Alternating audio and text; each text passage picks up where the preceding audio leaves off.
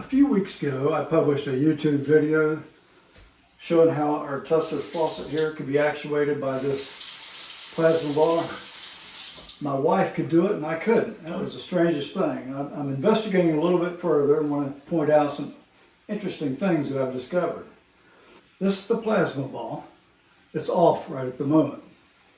This is our touchless faucet. If I just wave my hand there, there's a sensor right there. Every time I wave it, it turns it on and off. Electronics are under the sink.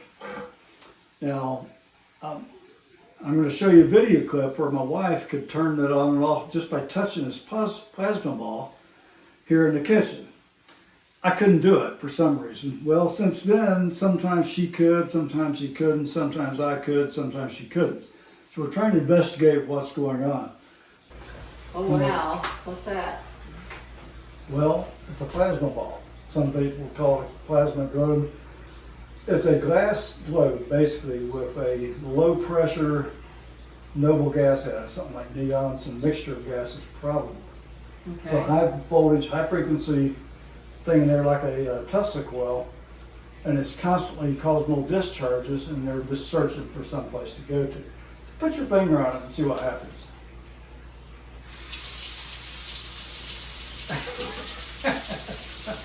How did that happen? Good question. Touch it again, let's see what happens. Goes off. How about that? It's when you hold your finger on it, not just quickly touching it. You have to hold your finger on it. Oh my gosh, your finger works and mine doesn't.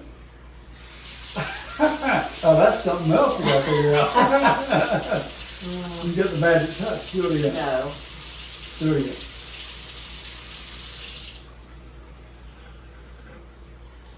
Why is that? Now that is strange. Oh, that's amazing.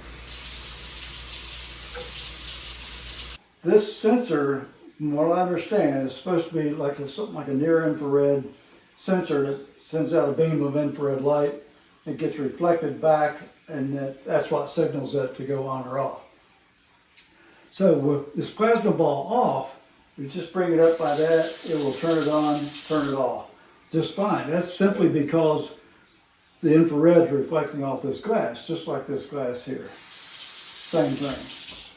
So you have to be careful when you're doing this stuff. Now, as I showed you, my hand will activate it. But look what happens when I put on a black nitrile glove. Nothing. Apparently because the infrared signal or light is being totally absorbed by this, so nothing can reflect back. So anyway, those things will reflect it and they'll actuate it, but these nitrile gloves are particularly good for not working with it. So what's causing this? If we turn this thing on, this little plasma ball, I don't know if it can show up because it's pretty well lit up in here right now. I don't know if that can be seen or not, but there is a plasma in there. You can see when I touch it, you get the discharges. You'll notice it's not doing anything to the sink. Now if I bring it over here, it's not doing anything. Okay? Now my wife tried this just a few minutes ago and she could get it to work. That was the same thing true the other day. She could make it work, I couldn't. Not sure why. But if I get closer, like there, it's working. Now if I turn it off, it doesn't work in that area. So something definitely going on with it being on. No question about that. It's not just a reflection off this. Like watch, I'll just have it here and turn it on.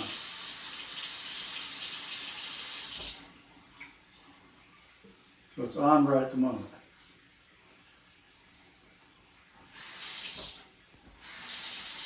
I think there's probably a radio frequency signal coming out of this, and that's picking it up like an antenna. We're going to do another experiment to prove it. Let's turn that off. Now the electronics for that sensor in this Moen faucet is back up under here. This unit right here is a reverse osmosis unit. It has nothing to do with that faucet. I've got a flashlight back there trying to shine it, but you can't see it, the electronics from here. But if I put this mirror down there, light's flickering a little bit. I guess calls that LED light. But if you look up there, there's a black box with some cables and cords and other things coming out of it. It's actually attached to the bottom of that faucet that comes down below through the sink. That contains the electronics for that sensor. I guess if something here is picking up that signal, radio frequency signal off the plasma ball and somehow triggering these electronics. So the question is, how can we prove that? Let's try something. Grab the plasma ball.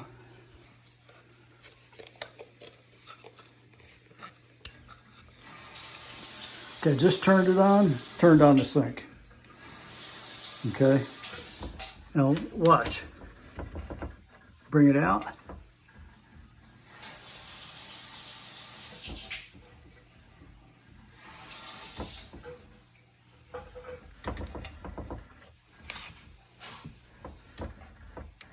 You can hear the solenoid in there is shaking. It doesn't know what to do with this. It just kind of vibrates sometimes instead of just going on and off. Definitely impacted by this. No question about it. So I'd say it's probably a radio frequency signal coming off of this that's doing this. So I'm nowhere near the sensor, which is way up here.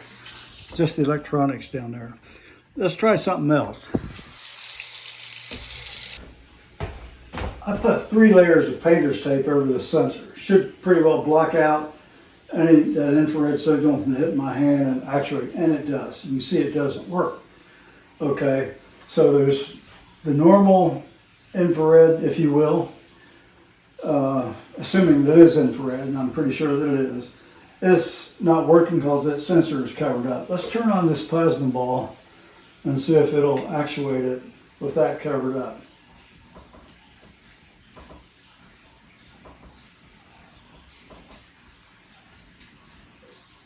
It does, but it can't decide whether to turn on or off. You can hear it operating, but it won't come all the way on.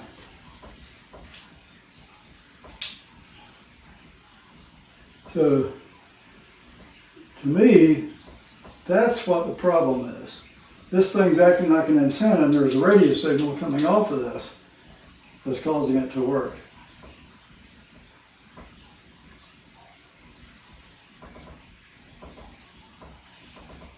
I'm afraid it's going to mess up the electronics if I do too much of this.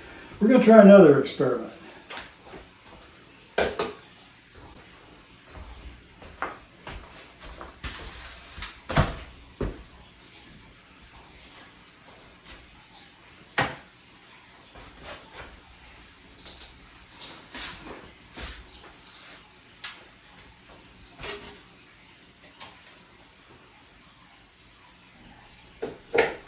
What I'm doing there is hooking up an electrical ground, but while I'm doing that, I need to point out this house has virtually all PVC and CPVC piping. No copper piping that would electrically ground the plumbing fixtures to the earth. So that's why I'm going to check an electrical ground running off the outlet over there on the wall. Okay, this is a small piece of extension cord. Basically, I cut all the insulation off to expose individual conductors for a clamp meter experiment that I was doing. What I've done is I've stripped off a little piece of the ground. It's plugged in over here. So this is electrically grounded. I've got that electrical ground hooked up to this faucet here. Okay. Now, if we bring this thing is now on. Hard to see, but it is. It's working, but not the same. Let's see. Let's make sure we got this grounded.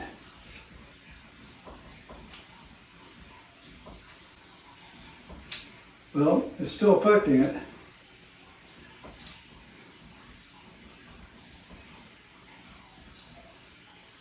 I think that does dissipate some of that. Let's try another. Let me hold it right on that. Okay, now it's not affecting it. I'll hold it right on this faucet. Down here it is. Up here it isn't. Now it is. You touch it down here.